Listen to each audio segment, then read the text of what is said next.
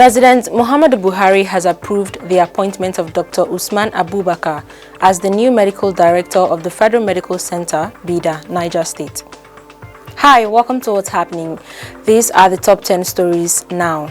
At number 10, the Senate has passed the Federal Road Bill, which seeks to repeal the Federal Roads Maintenance Agency Act, Federal Highways Act, and the Control of Advertisement on Federal Highways Act.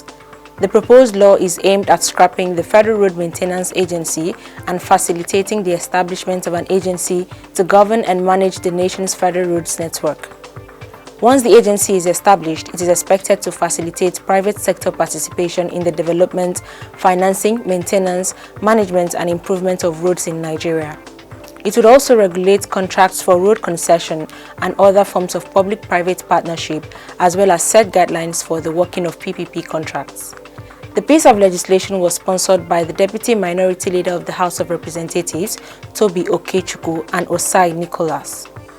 At number 9, the Nigeria Police Force has declared its readiness for the November 6th governorship election in Anambra State. The force also dismissed fears of a possible declaration of a sit-at-home by any separatist group. The Inspector General of Police, Usman Abubakar, specifically announced on Wednesday the MPF's plan to deploy 6 helicopters in the state to provide aerial patrol, surveillance, and support for ground forces during the polls.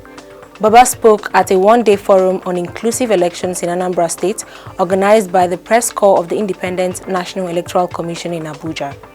The IGP, who was represented by the Commissioner of Police in Lagos State, CSP Muyiwa Adejobi, said no one or group has the power to declare a sit-at-home in any part of the country.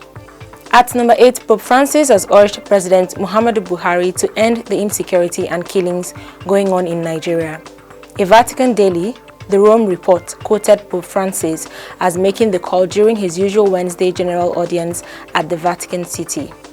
The paper said the Pope denounced insecurity, especially in northern Nigeria, and lamented what he described as senseless killings of Nigerians by jihadists.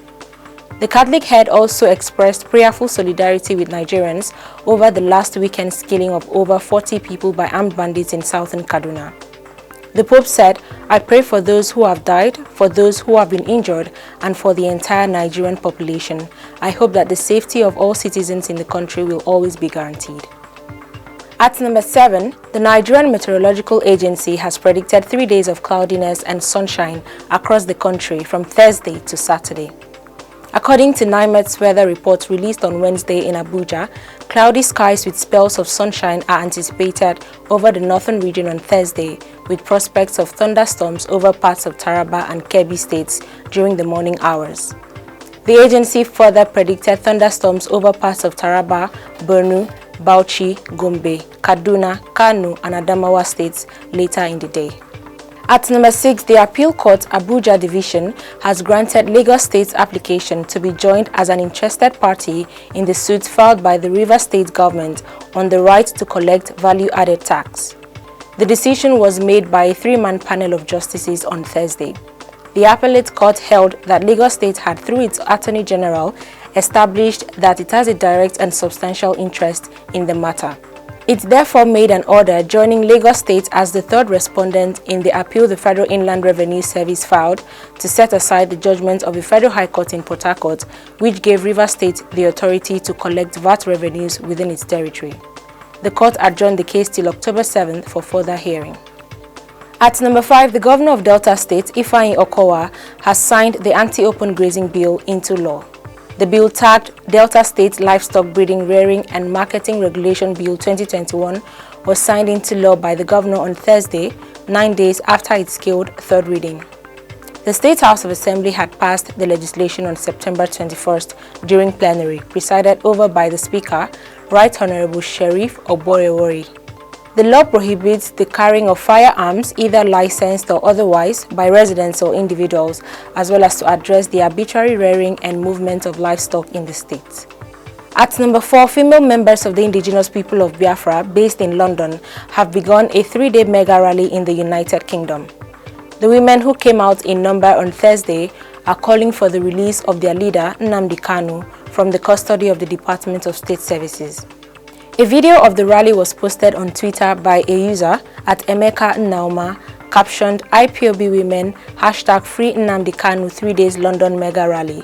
They are calling for the unconditional release of Mazi Nnamdi Kanu, the leader of IPOB, who was abducted in Kenya by Nigerian government with the help of Kenyan government, extraordinary rendition to Nigeria against his will. In the video, the women are seen waving the Biafran flag and raising photo frames of Kanu with several inscriptions such as Free Kanu, Free Biafra, as they chanted what they termed their ritual amidst intermittent jiggling of bells. At number 3, the House of Representatives has supported the request made by the Senate that President Muhammadu Buhari should designate bandits who have dominated the northwest and parts of the north-central geopolitical zones as terrorists. Recall that on Wednesday, the Senate demanded that the president should proscribe bandits as terrorists. Making the same demand, the chairman of the House Committee on Defense, Babajimi Benson, at the plenary on Thursday, moved a motion of urgent public importance to urge the chamber to back the Senate. The Speaker of the House, Femi Gbajabiamila, put the motion to a voice vote and it was unanimously adopted. At number 2, the ruling All Progressives Congress has set October 16th for its state congresses to elect party officials across the country. The National Secretary of the APC Caretaker and Extraordinary Convention Planning Committee, John Akpan-Odoyedege, disclosed this in a revised timetable and schedule of activities released in Abuja on Thursday. Akpan-Odoyedege said the purchase of forms for the state congresses, which commenced on Wednesday, September 15th, would end on Monday, October 11th, while screening of aspirants for state executives would be on October 13th and 14th. According to him, the state congresses would hold on Saturday, October 16th, while appeals arising from the exercise would be from October 23rd to 30th. At number 1, President Muhammadu Buhari has approved the appointment of Dr. Usman Abubakar as the new medical director of the Federal Medical Center, Bida, Niger State. Abubakar's appointment was made known in a letter signed by the Minister of State for Health, Dr. Olorunimbe Mamora, in Bida on Thursday. The letter says the appointment takes effect from September 14, 2021 for an initial term of 4 years. Abubakar succeeds Muhammad Usman Aminu, the former MD whose 8-year term just expired. While congratulating the new FMC MD, Buhari charged him to work hard to ensure that the hospital was positioned to provide quality healthcare services to the people. Always remember to wear your mask, wash your hands and stay safe. That's all for today. See you next time on What's Happening.